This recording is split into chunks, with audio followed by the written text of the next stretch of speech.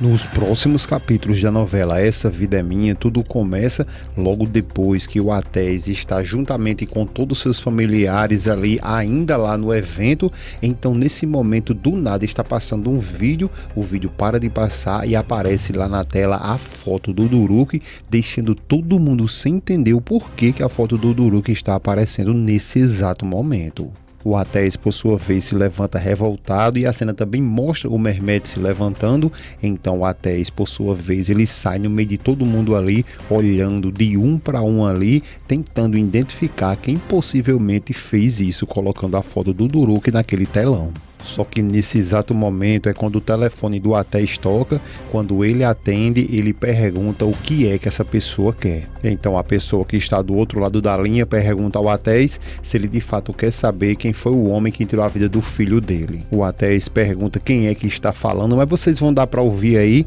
que é claramente a voz do Kenan, mas ele continua perguntando ali quem é que está falando. A pessoa fica lá em silêncio e o Atés continua perguntando quem foi que tirou a vida do filho dele, o Duruk. A pessoa responde ao Atés que ele não tenha tanta pressa assim e que ele fique atento às condições e que ele vai dizer ali quais são de fato essas condições para que ele saiba quem é a pessoa que tirou a vida do filho dele. Atés, revoltado, diz para que ele fale agora mesmo quais são essas condições. Então é aí quando essa pessoa, que claramente vocês vão ver aí que é o Kenan que está fazendo isso, diz ao Atés que só vai falar quem fez isso contra o filho dele se ele, o Atés, der todas as ações dele e 25% da sua propriedade. E aí sim ele vai ficar sabendo de uma vez por todas quem foi que mandou fazer aquilo contra o filho dele. O Atés fica calado e ele começa a questionar, tentando entrar na cabeça do Atés, perguntando o que foi que aconteceu, porque ele ficou em silêncio,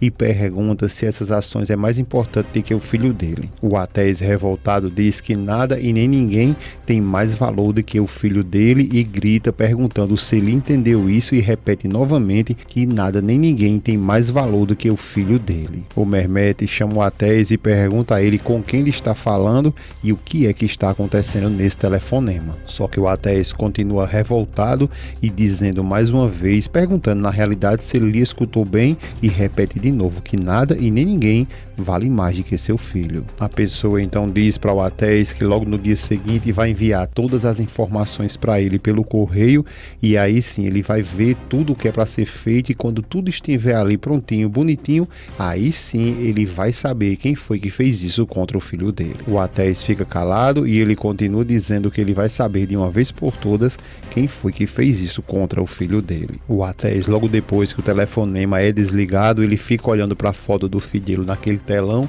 e continua dizendo que nada e nem ninguém, exatamente nada nem ninguém, é mais importante do que você, meu filho. Já no dia seguinte, o Atés, agora no seu quarto, ele fica pensativo ali e escutando a voz daquela pessoa que, como eu já disse a vocês aqui, com certeza era o Kenan, que estava ali tentando de alguma forma entrar na cabeça do Atés para que ele desse todas as suas ações, para que ele tenha mais poder sobre a empresa e queira de uma vez por todas, como vocês já sabem, expulsar o Mehmet de lá e também tomar conta de toda a mansão. Então é aí que ele fica pensando nas palavras daquele homem, vê a foto de seu filho, pega, fica olhando ali um tempão, até que nesse exato momento a Azul chega, fica olhando para ele, fica aquele clima muito ruim ali, até que ela vai se aproximando e pergunta a ele se ele também não conseguiu dormir bem à noite, né? O Atés apenas balança a cabeça, ensinando a ela que não. A Azul começa a se lamentar e diz que não pode acreditar o que foi que aconteceu na noite anterior e que inclusive ela tem o rosto do filho dela estampado ali sempre na sua frente. Atés fica calado e a Azul começa a questionar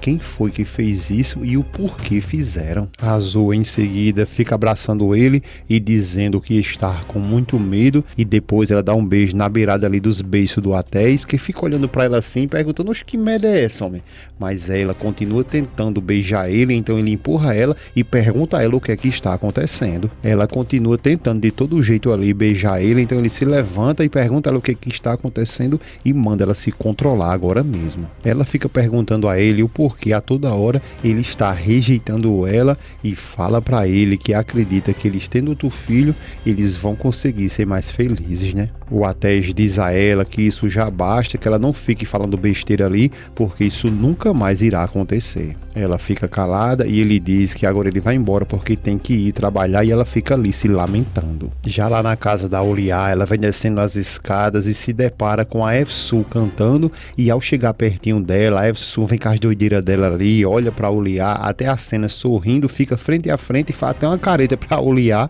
e a Auliá fica olhando pra ela e pergunta: Efsun, de onde foi que você saiu? A Efsun apenas responde a ela que saiu do quarto dela e pergunta se ela não viu. A Auliá fica toda perdida porque ela sabia, como vocês sabem, que ela, a Efsun, já não estava mais morando ali, e pergunta a ela como foi que isso aconteceu, como foi que ela conseguiu entrar ali, e pede para que ela explique como tudo isso ocorreu. Ela então explica para Auliá que na realidade ela sabe muito bem que ela ainda não está divorciada do Arda, que tudo ali ainda está em processo e que por enquanto há coisas que não tem como resolver à distância, então ela está por ali para tentar resolver o mais próximo possível. Ela continua dizendo que ela também só está ali porque o próprio esposo dela pediu para que ela viesse ali, porque a Auliá está feito louca, e então ela está ali justamente não pode falhar o pedido do seu esposo. A Auliá fica toda perdida sem saber nem o que responder para a Efsun. A Efsun então por sua vez diz a ela que então ela vai lá na cozinha para tomar um pouco de leite e diz a ela, lhe chamando de sogrinha, que ela tenha um bom dia, e sai ali cantando. A Auliá, ela fica sozinha ali, olhando para o lado da Efsun e fica chamando por Alá e dizendo que não, que isso com certeza deve ser um pesadelo, um sonho ruim, que isso não deve estar acontecendo. Logo depois que a Fuliá escutou que de fato a Auliá ela vai se casar, então é aí que ela se aproximou da Auliá e pergunta a ela se ela está bem, porque agora mesmo ele está percebendo que de fato ela está louca, e pergunta o que ela está prestes a fazer. A Auliá pergunta a ela como assim, o que ela vai fazer, e a Fuliá diz a ela em todavia, olha mesmo aí, você até pergunta o que vai fazer. Auliá fica calada e a Fuliá continua questionando ela, dizendo que logo depois de tudo que aconteceu nessa noite, ela ainda está disposta a se casar, vai mesmo se casar com o Kenan. A Auliá apenas diz que mesmo que ela não queira, mesmo que ninguém da família lhe aceite, ela vai se casar com o Kenan. A Fuliá questiona ela o que será que esse homem fez contra ela, porque na realidade ela está cega, não está conseguindo observar o que de fato está acontecendo ali, porque ela não pode se casar com esse homem de forma nenhuma, que ninguém da família ali quer que ela case com ele. A Auliá diz que na realidade está observando ali, que elas não entendem, não conseguem observar nada, né? E a Fuliá questiona ela do que ela está falando. Ela então começa a explicar a Fuliá que ela na realidade não tem nem ideia, que a mãe dela e também o seu irmão separaram ela do Kenan há muitos anos atrás. E enquanto ela vai explicando toda a situação ali para Fuliá, é aí que a Efsun vem com seu copinho de leite ali, vai ficar na esquina escutando toda aquela conversa. A Auliá continua dizendo que tanto o irmão quanto a mãe dela causou muitos problemas com ela e o Kenan, e que ela não tem nem noção as dores que ela esse tempo todinho ali ela viveu. Fuliá continua calada e a Auliá continua dizendo que ninguém sabe tudo ali de fato o que foi que aconteceu, então ninguém vai conseguir entender o porquê que ela está se casando com ele. A Fuliá diz a ela que talvez ela tenha razão, que ela não pode entender, nem tão pouco ela quer entender. A Fuliá continua dizendo um monte de coisa com a Auliá, enquanto a Efsun fica ali só observando toda aquela cena, e a Fuliá continua dizendo para ela que mesmo que todos ali não queiram que ela se case, porque já falou o quanto que esse homem ele é ruim, mesmo assim ela vai querer se casar com ele, e pergunta ela se ela está se dando de conta a ruína que a família toda vai entrar por causa disso. A Auliá, ela vai tentando sair e deixar a Fuliá falando sozinha, só que a Fuliá, ela começa a gritar, dizendo que ela já meteu todos eles ali em problema, tanto com a Efsun e a Sultan, agora vai colocar mais problema na vida deles ali agora com o Kenan. A Efsun, que está escutando tudo, chama por Alá e diz que isso não existe, porque mesmo que elas não tenham nada a ver com o problema ali, ele sempre fica arrumando alguma coisa para querer culpá-la. A Auliá, então, por sua vez, ela volta, olha seriamente para a Fuliá e diz a ela que quer que ela pare imediatamente de se meter na sua vida e nas suas decisões. A Auliá continua dizendo que tudo isso agora se acabou, já basta, e vai saindo, e a Foliá diz a ela que tudo bem, que ela vá e faça como ela quiser. Auliá fica calada, querendo até sorrir, e a Foliá diz que finalmente ela vá, faça o que ela quiser, porque aí sim ela mesma vai sofrer por conta de suas decisões, e a Auliá começa a sorrir, dizendo que nem ela e nem ninguém vai poder frustrar ali a sua felicidade. A Foliá finaliza dizendo que agora sim ela pode compreender que ela está verdadeiramente louca.